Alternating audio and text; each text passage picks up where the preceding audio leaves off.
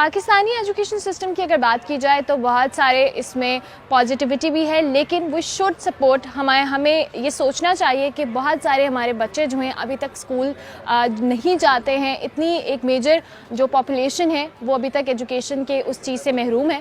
ہمیں سپورٹ کرنا چاہیے، ہمیں کوشش کرنی چاہیے، انیشیٹوز لینے چاہیے. ہم صرف ہر ذمہ داری اسٹیٹ پر نہیں ڈال سکتے کہ اسٹیٹ ہمیں فیسیلیٹیٹ کرے.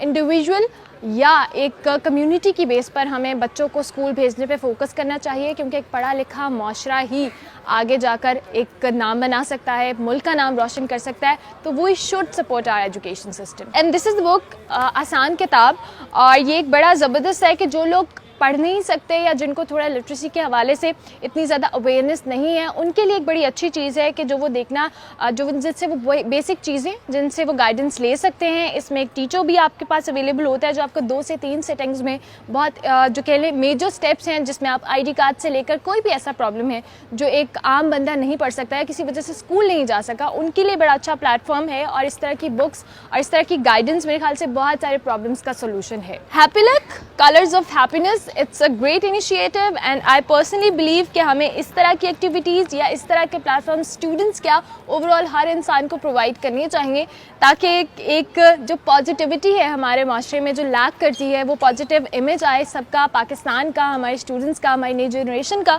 تو it's a great initiative and I personally support it. میری ٹیم کا حصہ بنے تاکہ مل کر ہم کر سکیں الٹریسی کو وائپ آؤٹ. ہیپی لک وائپ آؤٹ. مٹتے رہیں داغ، مسکراتی رہے زندگی.